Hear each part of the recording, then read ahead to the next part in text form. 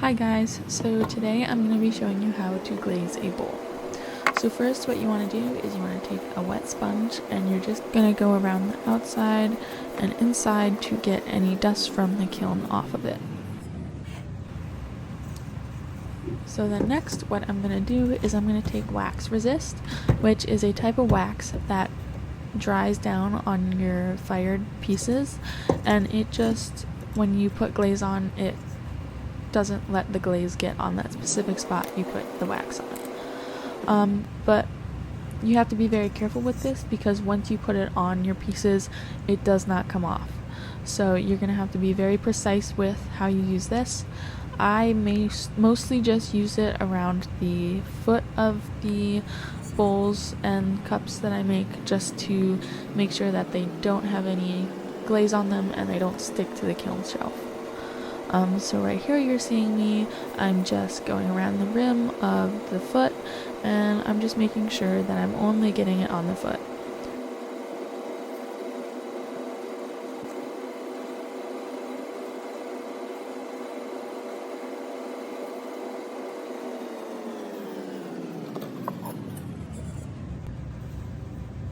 So today for my glazes, I'm going to be going for like a kind of mixed flowing bluish vibe.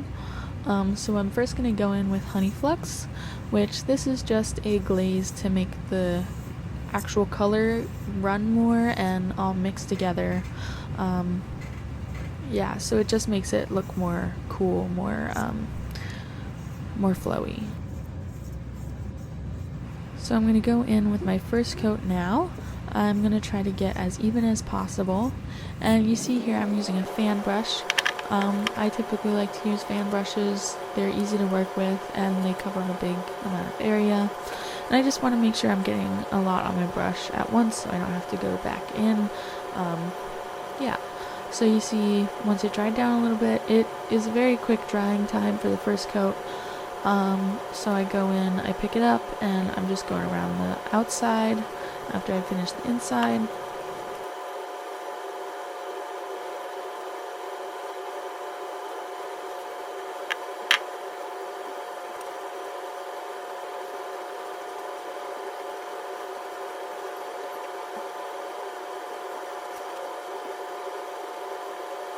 So now I'm just going in with my second coat.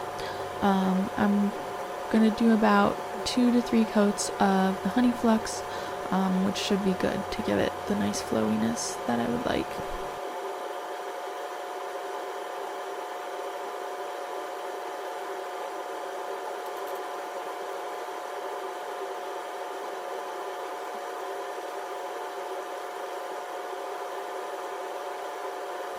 And so you can see also these coats are quite thick.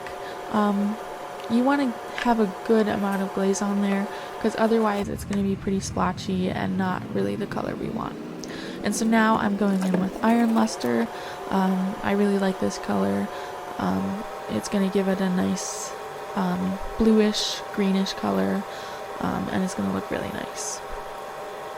So I'm going in with my first coat. This color is a little thinned out, so it's much thinner than the other glazes, than the Honey Flux. So I'm going to have to do a couple more coats on this one.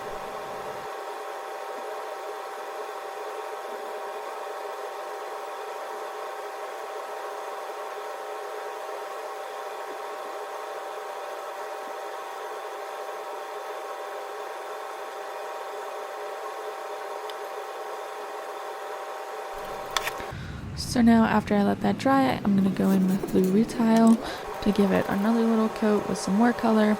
And so I'm going to go in between blue rutile and Iron Luster for this glaze combo, and I think it's going to give it a nice outcome.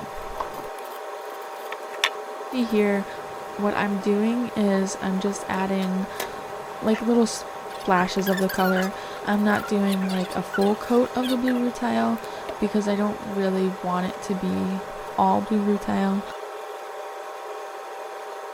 I then also add a little bit of Honey Flux to add some more drips. I add then more Iron Luster, and I just keep going back in with the colors I think should go where wherever I feel like, no real pattern here, just where I think it might look good.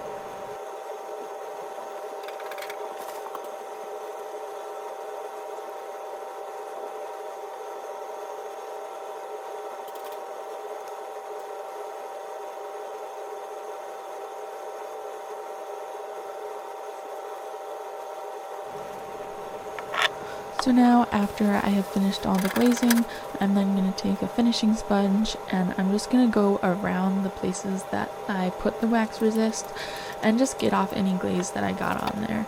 That just helps with extra glaze control.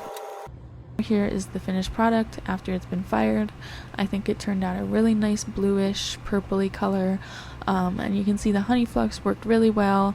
It got it all runny and mixy and it looks really good. I love it, and I hope that you are inspired to now glaze anything that you make like this.